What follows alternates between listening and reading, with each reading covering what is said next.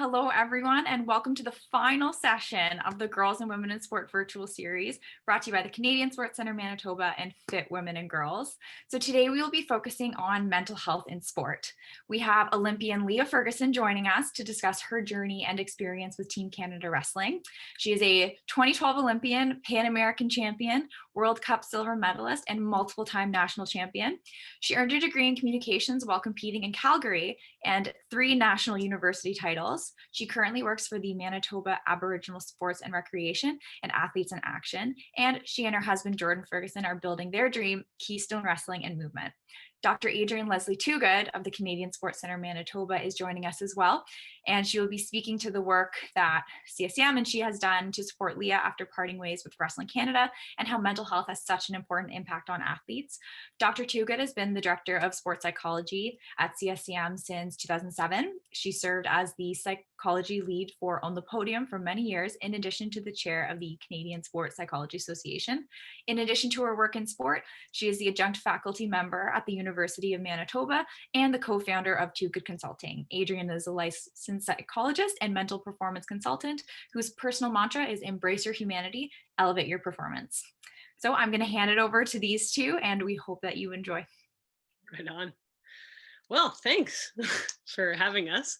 Adrienne and I have very similar mottos in terms of embracing humanity and just the human first performance, and trusting your performance will come from that. So it was awesome when we got to start working together 4 years ago now. We speak on a lot of these types of panels. Hey, Adrienne? We do, Leah, actually, yes. And one of the things that I think it's going to be Leah and Adrienne having a conversation, which we really enjoy. So hopefully others enjoy it as well. And I thought, when you look at the title, and they've had some great titles, and when you see mental health in sport, I don't know if we're the sexiest people. I'm not sure people are like, yay, mental health. I'm so pumped, So hopefully we'll enjoy the conversation. And certainly I would, as we're having the conversation, invite anyone who has questions to ask questions. But I'm really excited. And one thing I want to say is I want to make sure people know how lucky they are to be part of a conversation where an athlete of your caliber is willing to be really honest and real. And so I think it's going to be a really awesome experience for people to be invited into the experience of an Olympian and talk openly about mental health, because we often talk about it being important, but we don't really talk about what that really means. So it takes a lot of courage to be willing to share your story and be honest with people. And so I do want to make sure and sensitize everyone to what a privilege it is for them to be able to spend this time with you. Thanks. I'm going to jump into a little bit of my story around mental health and sport, in particular as a female athlete in a male-dominated sport, and then jump back into sort of my relationship with Adrienne and the years of work we did together. So the first time I ever got introduced to this concept of mental health in sport was through a game plan initiative, which is the organization that helps athletes retire. And so I went probably 10 years ago now, just to see what it was all about. And I got asked to speak on a panel about mental health. And I had no idea why they would have asked me to do that. But that's when I learned that lots of athletes weren't very open with the fact that they struggled with anxieties or OCD or sort of neuroses when they travel and all that kind of stuff. And I was someone who was always just really honest because I wanted to be the best in the world and I needed my coaches to know who I was. And that's when I sort of fell into this mental health and sport and what does it mean? For me, it was really fascinating because I was inserted into wrestling, which was a male-dominated culture, basically the second generation of women. So there was a generation of women before me that really took the brunt of being a part of the male-dominated culture. And then we're seen as this generation of women that changed the culture of wrestling because we demanded higher emotional IQ. We demanded better understanding of science and physiology and all these sorts of things that our male coaches didn't. And now that I've learned so much more about mental health and the struggles, one of the things I realize is our male coaches are really suffering from that men do not have open spaces to talk about their mental health. And they are primarily our coaches. And so female athletes who I think really value communication and understanding themselves and that self-awareness are being led by people who aren't allowed to value those things. So it's really interesting when we talk about females in sport and the mental health. I actually see that it's almost impossible to not talk about men's mental health at the same time because we're so entrenched right now, in particular because men are a lot of our leaders. And Adrienne and I have talked about this a little bit about the taking care of coaches in mental health, and so that they could understand it as well. So, Adrienne, what are some of the things that you think in terms of when we talk about coaches being able to be more open or create more spaces where they can talk about the stresses that performance actually has on them as a leader? Yeah, I think that's a great point. It's interesting. Prior to this session today, a coach that I know, he actually sent a podcast to me, and it was out of the UK, and it was a football podcast, and they were talking about football academies in the UK where soccer players go and train. And I guess for me, the biggest thing is almost normalizing mental health. And they were talking about it in a few ways. They were saying that mental health has always be seen as black or white. I'm either good or I'm bad. And there's actually a gradation to it, right? And there's a fluidity to it. And two things that really stood out for me from that podcast. One was the idea that they said that, we think of it from a physical well-being perspective. Like if we're eating McDonald's all the time, eventually we look in the mirror and we're like, wow, I don't feel very good anymore. I need to make changes. And with mental well-being, with coaches or with athletes, they're sometimes in environments where they're consuming a lot of not great things for their mental well-being. And you end up in a place where it's like, wow, I'm kind of broken. I'm not where I want to be. And so it was that idea of having, more awareness about it. So I think the big thing is that we all have to understand that. And then related to that, they also spoke about the fact that they hope that one day we talk about mental health and well-being the same way that we talk about physical health and well-being. It's not a big deal. We talk openly, oh, my body's kind of sore today or whatever. And it's just a way that we process information. And so that was that piece. And the final piece I would say is they said that, when you're dealing with youth and people in sport, they're in an environment where they have a lot of pressure on them and there's a lot of emotion. And when you're in places with a lot of pressure and a lot of emotion, that's complicated. And certainly when we think about our coaches are in a place where they have a lot of pressure and they deal with a lot of emotion, and so I think coaches sometimes send the message that we don't want to see the emotion, like emotion's bad. We don't want to see it. It's getting in the way. And so then athletes kind of pretend like they're not feeling. And that's when we can end up getting into a lot of problems, And so the biggest thing is that we need to change it to an environment of being curious and compassionate, and that no emotions are bad. And we need to make it okay for athletes to notice when they're experiencing emotions so that then they can deal with the emotions that come up. And it's not bad. It is what it is. And if we truly want mentally tough and mentally resilient athletes, then we have to be able to be aware and process emotion. There's so many unbelievable resources in this space. There's someone named Mark Brackett, for example, and he talks about this idea of emotional literacy, and he has this ruler technique.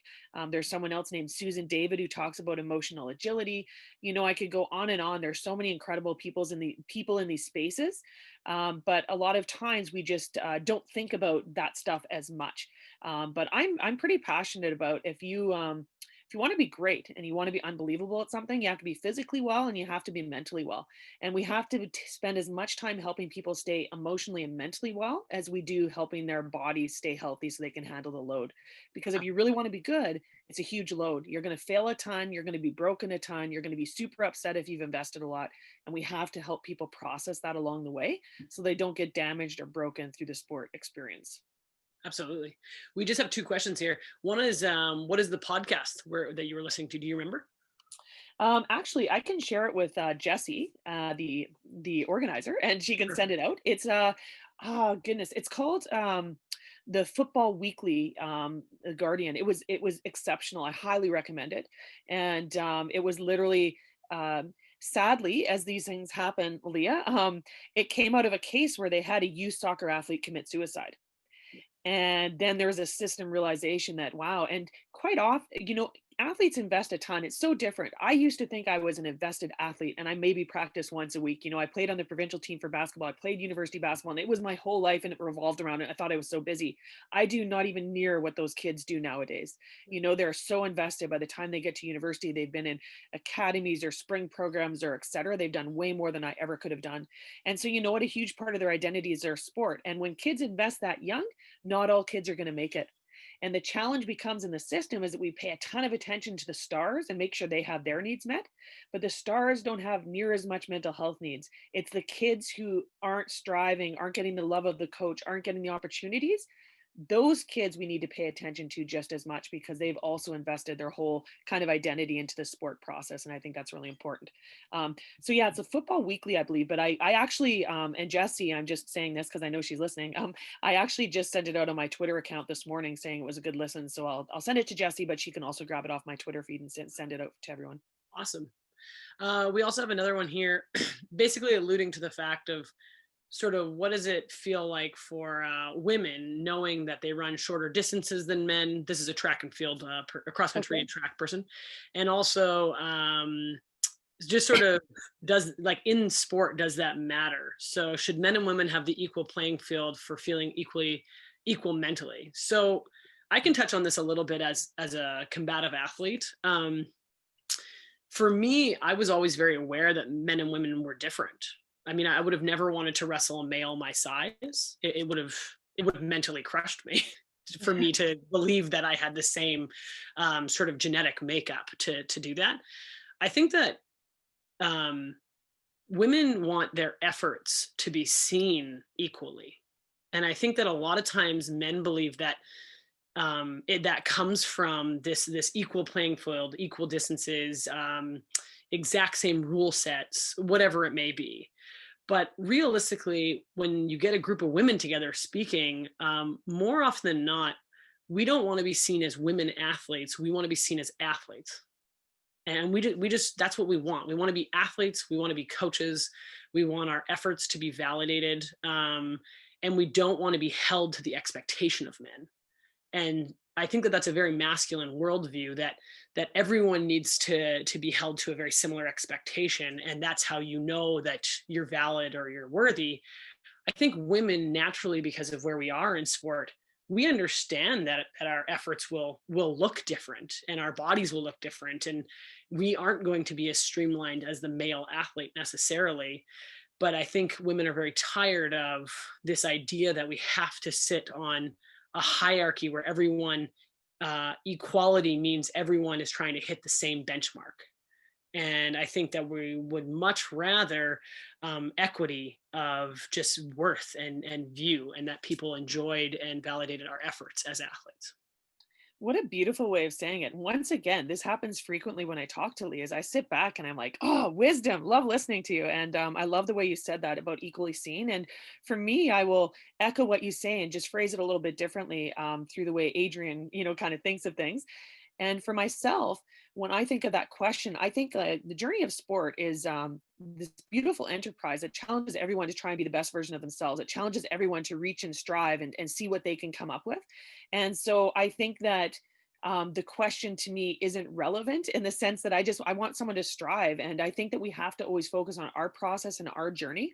A lot of times with my athletes, and it's really interesting because this quote actually is called "Man in the Arena." So it actually, is unfortunate that it's called that, but back in the time when that it was written, Brene Brown is this wonderful human that I love listening to. And she often talks about how the fact that now that we're doing things, there's a million people that have cheap seats because of social media, and we have to be careful not to listen to them. So this "Man in the Arena" quote is this beautiful quote about having the courage to get in there, fight hard, and not care about the result, not care about what anyone says. So for me, it's not exactly what the question is, but in my head, that's kind of what ran through it. Is we all have to embrace the journeys we have to excellence, whatever that means for us.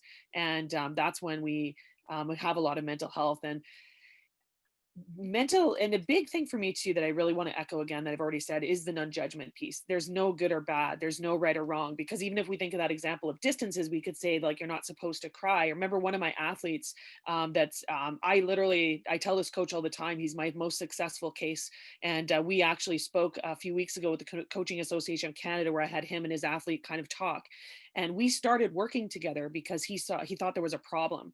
He had an athlete that was crying and it was affecting the way that they were able to compete. And so that's how we started working.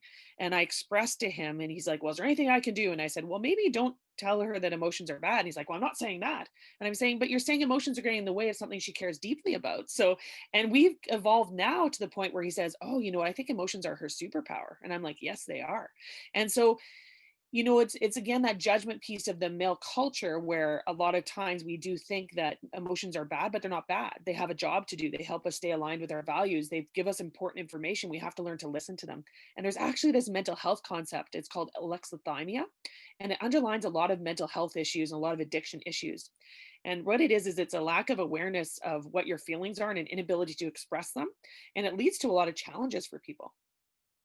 And a lot of sport cultures don't encourage us to express our emotions, you know? And so it's just interesting when you think of mental health and a high performance culture. And something I want you to talk about, Leah, as well, because I find a lot of times people, they think of mental health and high performance as completely separate enterprises. Yeah. And they think that, okay, if you want to be mental health and you want to be soft and you want to be crying, then you can't really strive, you know, like obviously you're not pushing the person. So when you hear that, how do you make sense of that? Or how does that, from your lived experience, what are your thoughts about that? I'm gonna answer that in with one quick second, because Monica here in the Oh comments brought yeah, up a good for sure. question or a good point here. She's in track for cycling and different optimal finish times and distances, and it's highly debatable just sort of between the genders. And that's one thing I do want to point out is I do think depending on the sport, depending on the athletes, they're going to have different mental issues around basically what it means to be a male in the sport or be a female in the sport. So I do think it's a big debatable concept. And in wrestling, we have women who sometimes feel differently also about just sort of that kind of divide. So I just wanted to bring that up because different point of view. Good. So can you ask me again?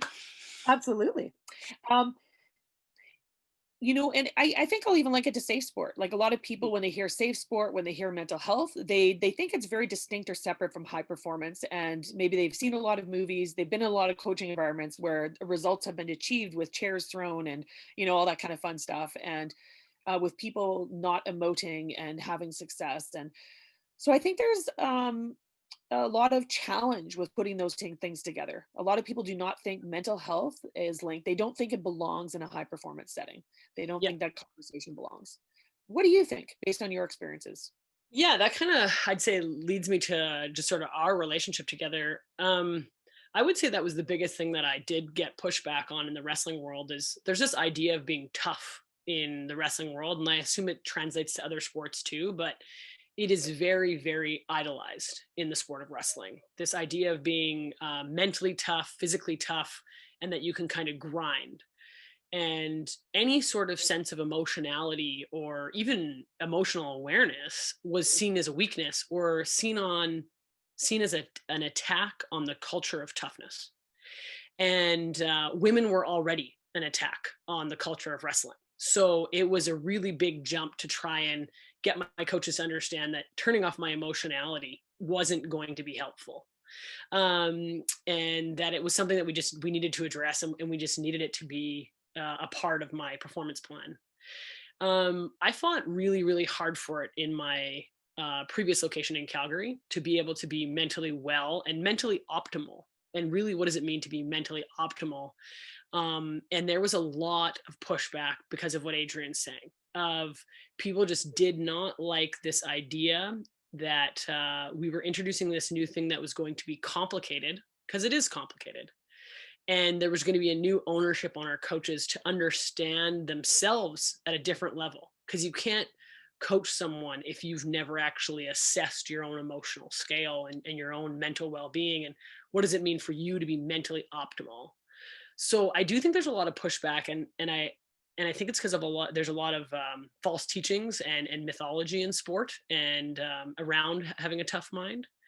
When I moved here, though, which I moved for safe sport reasons, because I did have some really unfortunate experiences in sport. And when I moved out here to Winnipeg and I started working with Adrienne, I started working with the Indigenous sport body at the same time. And I started to learn about this concept of things being medicine, that there's all these things in the world that we're given and they're medicine for our spirits, for our minds, for our bodies. And I really began to look at sport as medicine. So sport was my poison in Calgary. And then jumping here, really trying to basically reclaim it. Could sport be my medicine for the very thing that poisoned me? And I feel like Adrienne really helped me understand that equal time needed to be put into my mental optimization as my physical optimization because of my age.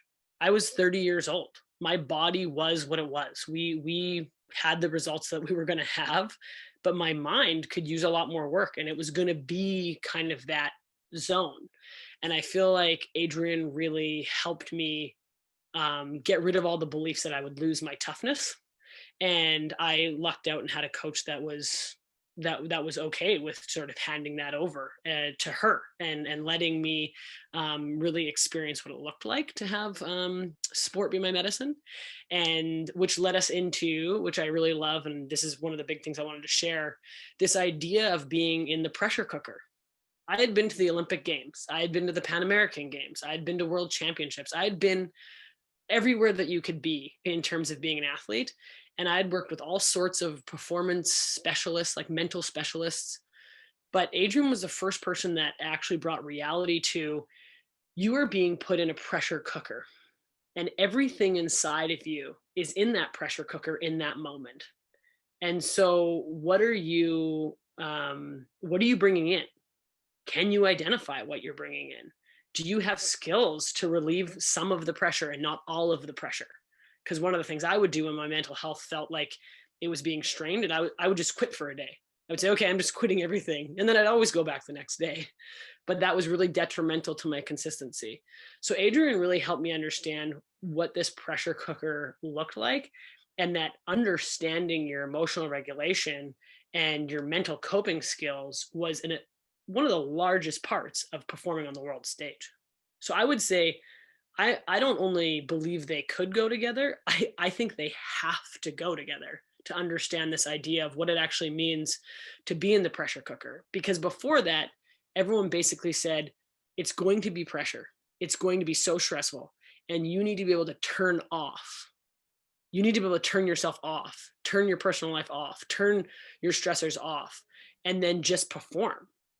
And it was like they were demanding me to be my best self while cutting off a part of myself, which just could never work for the way that I'm wired. And I don't think leads to fulfillment when you do it that way. Yeah, so a lot in there that you said that is really important.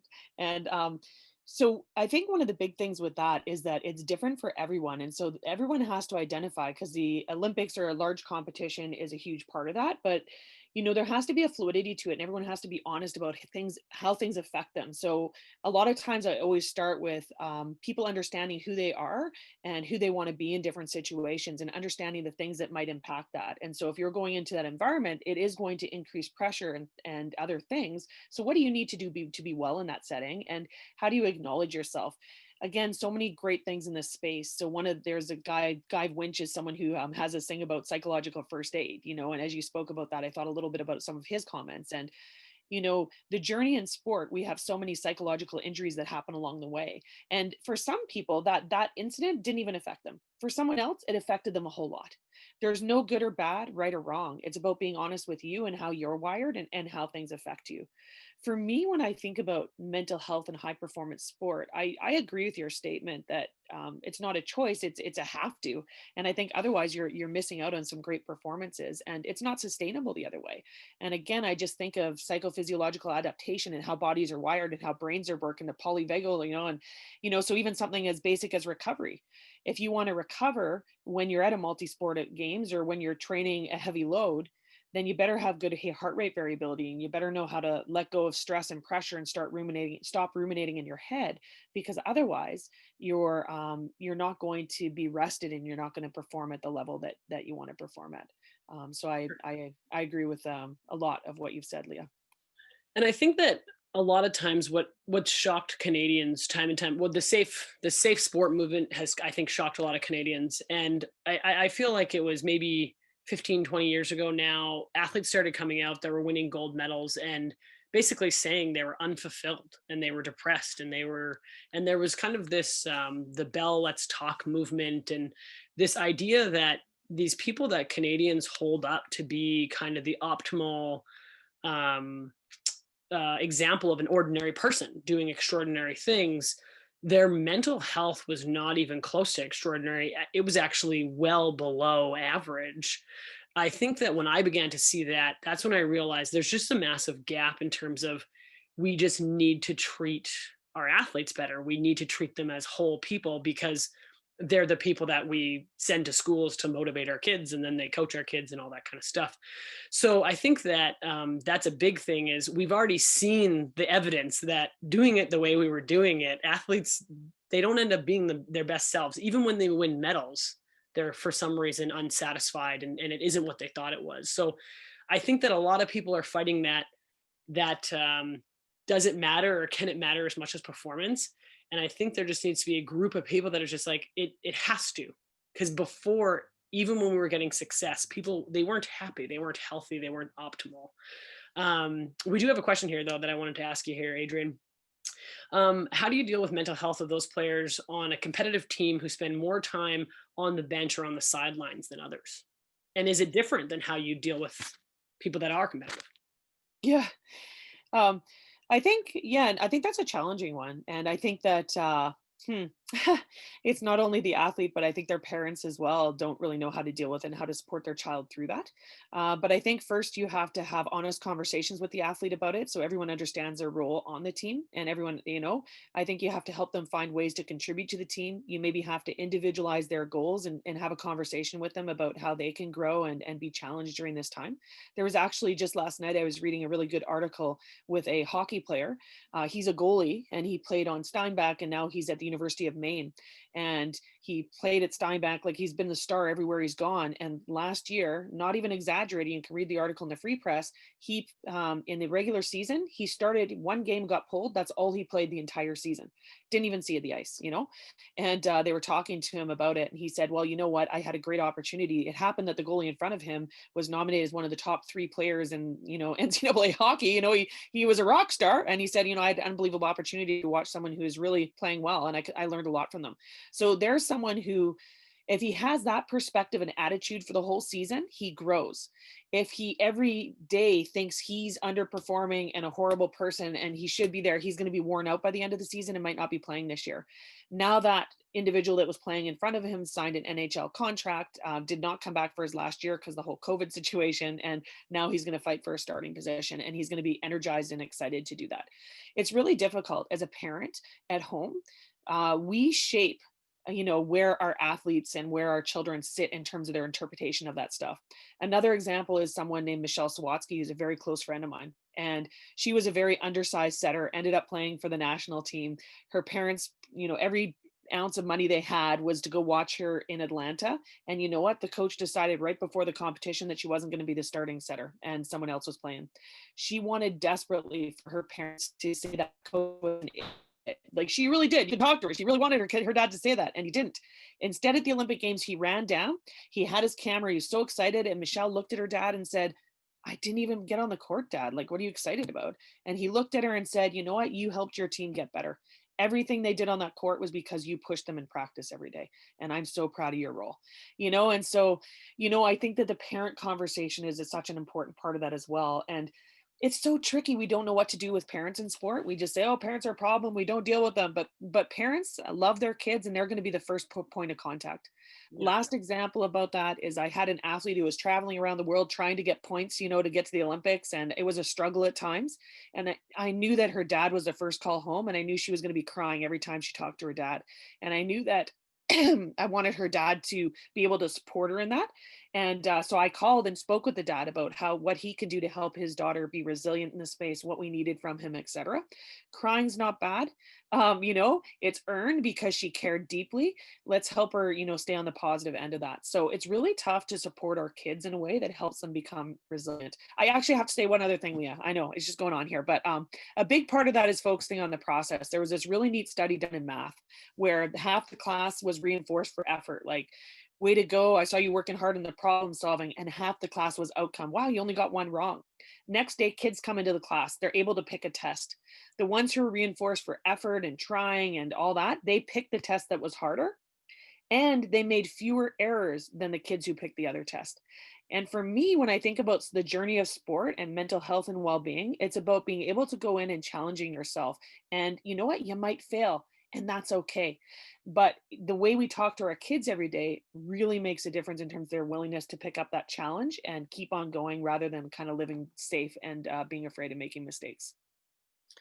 Yeah, I think a lot of this, and there's another question here too, but I think a lot of this comes down to understanding your coach philosophy, because I don't think people take it seriously enough in terms of what messages are you actually bringing forward all the time.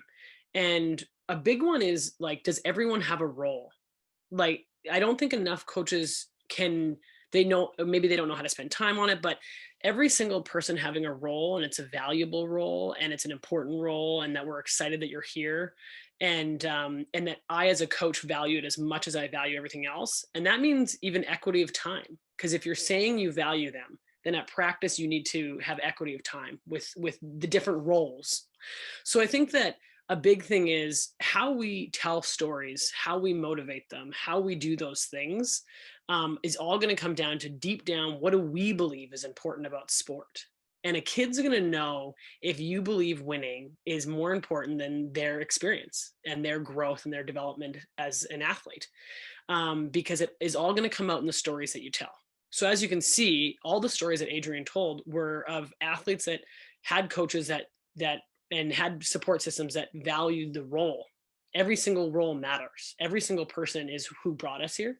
And so I think that's a big thing, is that especially with females, we catch on very quickly if there's an underlying message. So if you are saying one thing, but you are doing the other, young athletes in particular, high school girls, they're going to know. They're going to know the difference, that you don't actually care about the bench warmer or that kind of thing. So I think you just care about, in terms of like, how do you manage and care about their mental health? I think you just do it through really sitting with yourself and saying, what do I value about them still being here? And how do I honor that in just sort of the words that I say and all that kind of stuff. And that will be enough. Yeah, I believe.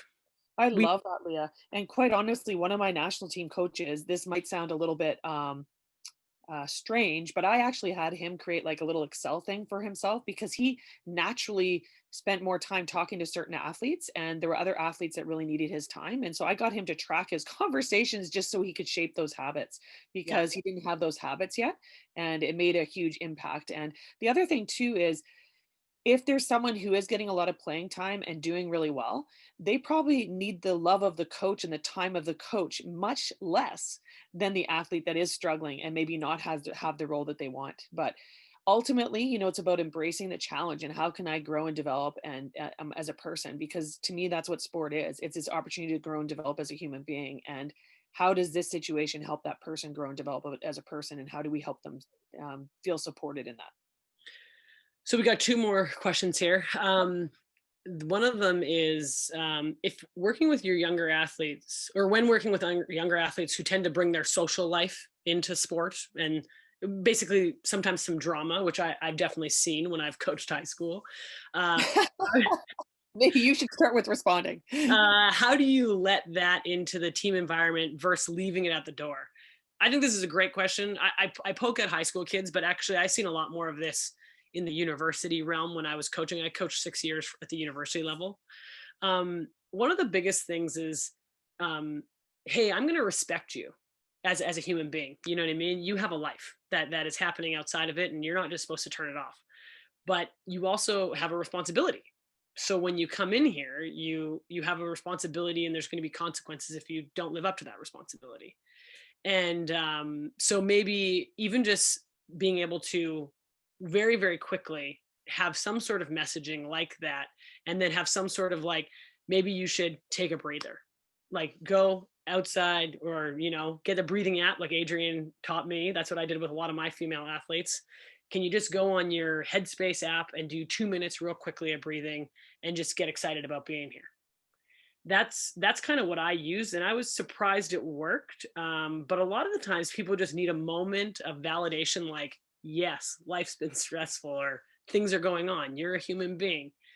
Here's a skill to help you park being a human being. And I'd love to have you join us when you're able to.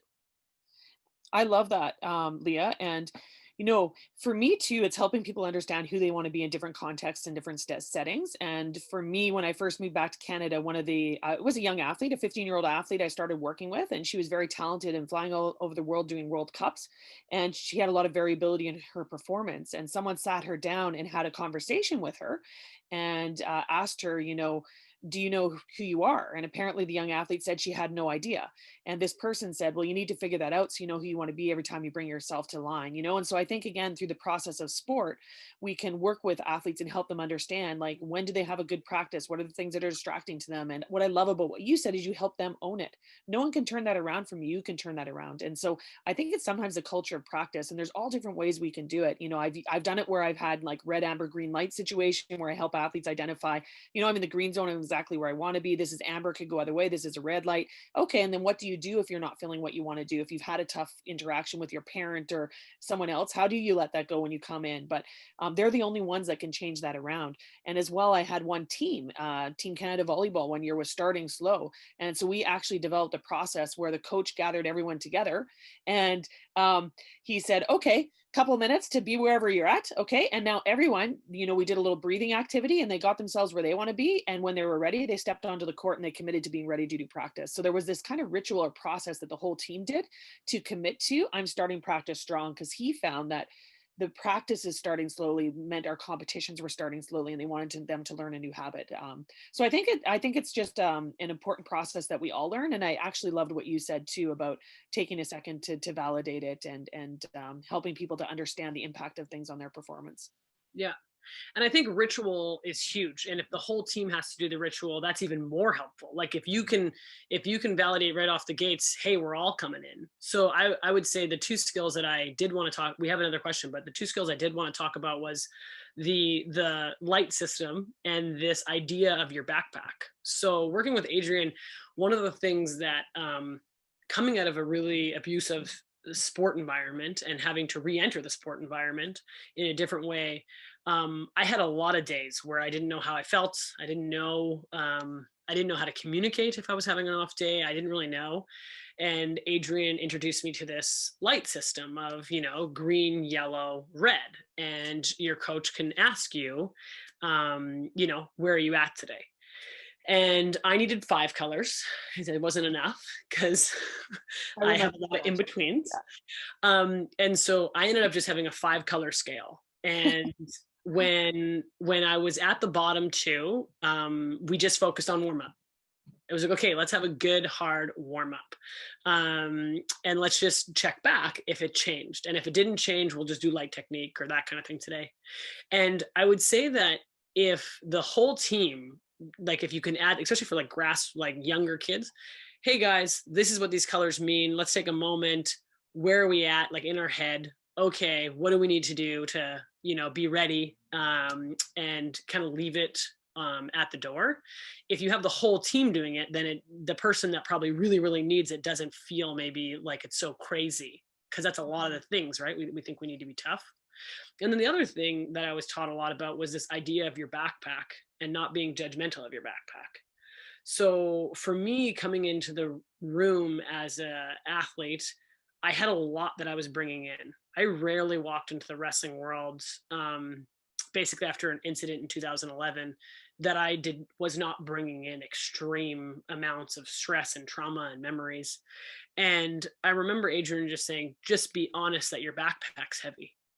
Or just be honest that, maybe you're unpacking a bit today and you're just not going to be your exactly best self. That doesn't mean you're not going to have a good practice. It doesn't mean that you're not going to learn things. It doesn't mean you're not going to compete well. It just means that you have a different load. And for me as an athlete, that was really powerful to understand. And now, even retiring from sport and being in the workplace, it's really important for me not to judge myself that maybe I am carrying a heavier load than normal. And am I talking to someone about it? And do I have a space to debrief and all those sorts of things? And just letting your athletes know that that's a reality. And that it's something that, of course, you'll be able to manage, and everyone learns to manage it, and we all have different things. So I find both those tools were really, really powerful for me. And I wanted to connect the backpack idea to physical stuff because I think it makes a lot of sense. So usually when we enter practice, we actually don't even maybe realize it, but we're sort of checking with where our body's at, right? And if our knee's a little sore that day, we like, oh, my knee's a little sore today. You don't ignore your knee and, pound your knee into the ground because we've learned that that doesn't really help us out. Then our knee's really sore and inflamed and it takes a long time to recover from the knee issue.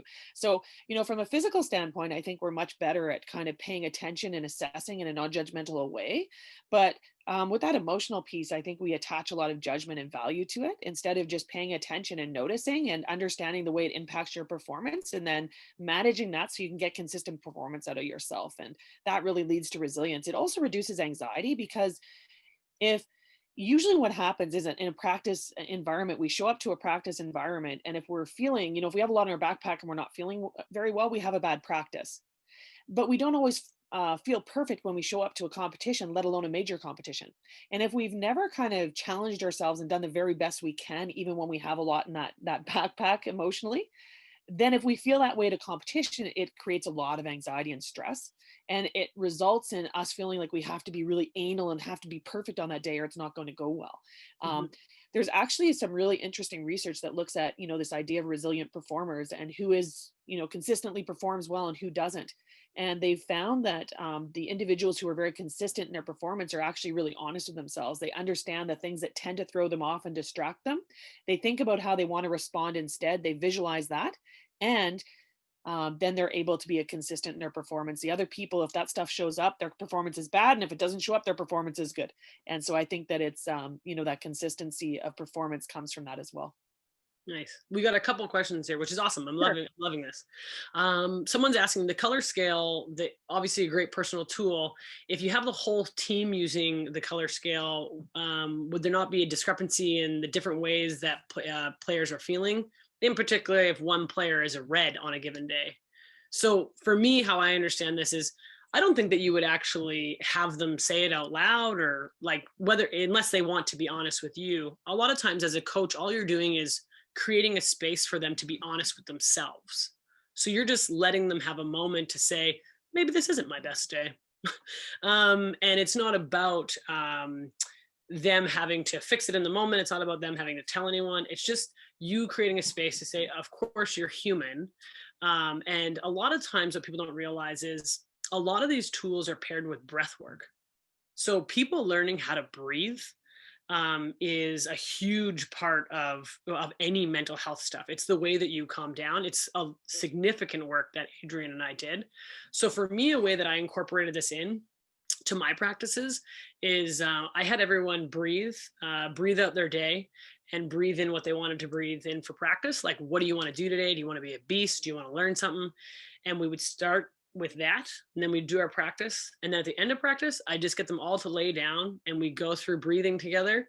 And I get them to visualize a color right on their lungs, like right on this part of their body, and visualize it expanding and coming down. And they all thought they were practicing visualizing for one day, but really I was just getting focused on their breath.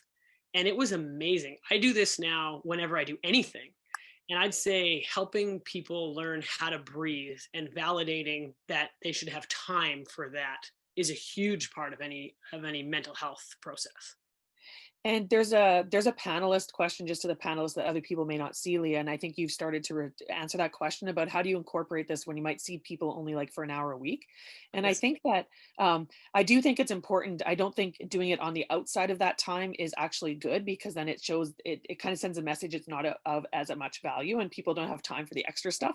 Instead, I do think it's better to incorporate it into the context of what you're doing and even looking at practice planning. And for me, a big thing too is I always think that there's a human behind the performance and how do I help this human be the most successful version themselves? And, so I think you need to take that context into consideration. I want to go back to what you were saying and I agree. And so when I've used it with the Team Canada volleyball context, for example, it very much was an individual process where it's everyone's personally responsible for getting themselves to where they need to be to have a best practice. And it's kind of your commitment to the team. And it doesn't matter how anyone defines it. It very much is their own sense of definition. You can look at a larger team in terms of the culture or context, in terms of what this team needs to do in order to be successful. And you can look at that too when you're establishing goals. And we also did that piece with volleyball. And actually with that, I used a lot of video, where if we were going into a major competition that I knew was going to be very stressful, I actually just took out, with phones nowadays, it's really easy, but I got everyone to talk about, how they wanted to feel there, how they're going to handle pressure situations. And I put together a little video, and then we could look at it, during that competition. I've used video in so many different ways with so many different athletes. But you can also, it really is just finding ways to talk about it and bring it, because it's stuff we can't see. And so it gets lost, but it doesn't have to be lost. We can talk about it just like we talk about hydration and fueling and, rolling out our muscles. And what you said as well reminds me, another thing that I often talk about is, recovery. And it's, getting so much space, and we understand the importance of recovery, especially right now where we're all under recovered because it's COVID and we never know what's coming next. But having processes for recovery is so important. So at the end of a practice, athletes might all roll out. And for me as well, the meditation, the mindfulness, the breathing is really about rolling out our brains, and our brains are like taking information and processing. And we really need the opportunity to let things go up in our head so that we can release and allow our bodies to recover. And I think that that's a really important process of staying mentally well also. Yeah. And I really do want to highlight, like, a lot of coaches, I think, are worried that this is going to be like everything's going to be talk therapy, or that they need to be something more than they are, or it's going to take up too much time, or they don't have the capacity for it. A big thing is, first, I think, as a leader, reflecting on yourself and understanding how do you set boundaries when maybe people are bringing big stuff in, right? Because that's the big thing, is that you're not all of a sudden going to be the be all and end all about this. And then the second thing is exactly what Adrienne said, is it really is just changing your practice plan. So changing your practice plan so that there's more spaces that the mental aspect is spoken about, and not in a way that's like sport movie. Like, we're going to practice our toughness or our, grinding, or we're going to, you know what I mean? But in a way that is actually very like, we're going to practice you developing your strategic skills and your problem solving skills on the fly, and speak about it more in development terms. That's going to honor what they're actually going through. So a lot of it, I do think, comes down to practice planning and putting in this idea of the social development, the mental development, emotional development, and physical development. And there's 4 components. And if we're only ever doing the one, then obviously athletes leave feeling like, I'm just this one physical body, and they have a lot of identity issues. So even if you just like for me, for younger kids, for social development, I just did games. I did lots and lots of games. For emotional development, I just did games they would lose, or skills they would lose. And then I just let them laugh or be frustrated that they couldn't do the headstand yet, or whatever it was. For mental development, I actually just picked games that they maybe had to use their brain and problem solve. So I did a lot of that stuff through games. And then for physical development is where I did the technique, and I actually did the sport. So there's lots of different ways that you can do it. But I think especially in the development, using the games to honor and validate that space, instead of it feeling like, well, now I have to take on all of these kids' issues, is really important, because I don't want that to get lost. No, I agree. And I love what you mentioned. And it's one of the concepts I definitely want to bring out is that failure piece and how important it is. And again, in the context of social media and everything, we're sometimes a bit hesitant to do it, but it's such a necessary part of development. And even if we look at, again, the physical piece and periodization and planning, a lot of times when you look at the development phase where you're trying to build muscle, you really have to break the muscle before it has the opportunity to kind of get stronger, And so I think that's a huge component of it. And for me, when I've alluded to this before, but there's an African-American poet. Her name's Maya Angelou, and she's no longer alive, but she was wonderful. And it's amazing. Just an athlete yesterday, I was looking up and I'm like, oh, there's tons of Maya Angelou quotes that are amazing. But she wrote an autobiography, and it was called "I Wouldn't Give Nothing for This Journey Now." And one of the reporters was talking to her and saying, "Oh my goodness, like, do you wish some of those things never happened to you?" And she took a breath and said, "No, I don't will any experience away. Every experience I've had is creates the wise woman who sits before you today." And so I just think it's really important to have that perspective with kids as they're going through this development process, that it's about who they're going to become, and they're going to stand on the legacy of those mistakes and those failures and those experiences. And it's just so important that we help people unpack that stuff and work through it, and help them understand the strength in it. And remember and forgive. That's my big mantra, right? Like, learn from it so that you can honor all the preparation you put into it and get better, and then forgive yourself and let's move on. Let's go. Because otherwise the brain's so smart. And if you're in that situation again, you're going to be afraid of making mistakes. You're going to be afraid of it turning out the same way. And that's where you start to have that real anxiety response. And we don't want that. We want people to have the courage to go all in, because that's when we know that they're really happy and healthy, as when they're able to go all in, and it doesn't matter if they get broken. We have another question here. How can grassroots organizations see and push their members that the mental part of coaching is just as important as the technical aspects? I can answer this real quick, because I've been facing this with wrestling. You really got to look at, like, what are the barriers to why people don't value it. So it might be something as simple as they just don't know. Like, they literally haven't been trained in it. It might be something that the teachings and the myths right now in your sport culture would be against it. So you got to figure that out. And then really just invite people into training opportunities and conversations like this that actually discuss the root issue of maybe why they're not. So it could just be literally a lack of education. Like, they actually don't know. It could be that there's actual things like teachings pushing against it, and so you got to kind of know. And it could just be kind of, there's an old guard, and so what do you do when it's an old guard, and you really got to focus on the younger generation then, right? So when you're a grassroots organization, really I would say observe of why they don't, and then try and get opportunities in front of them that will answer their questions about those exact root things. Great answer. And I'm going to add a Brene Brown quote. And she says, you have to teach people how to land before they're going to be willing to jump out of the plane. And so you mentioned that earlier around, it's a new area for coaches, and it's unknown, and coaches want to be successful, and if it's not comfortable. So I think that's a big part of it. And I loved, Brene Brown has a book called Dare to Lead, and I've read a lot of her other books as well, but I really love that book from a leadership standpoint. And she also has a new podcast, a Dare to Lead podcast as well, that it's interesting because I feel that's kind of a leadership question. And how do you create environments where people are willing to be vulnerable, where people are willing to try out new things? That's really great. And there's another book called An Everyone Culture, which is very much around how to create a deliberately developmental organization that has lots of great strategies in terms of making it okay for people to try things that are new for them as well. Yeah. And we had a comment here, development is uncomfortable, and that's how you know you're growing.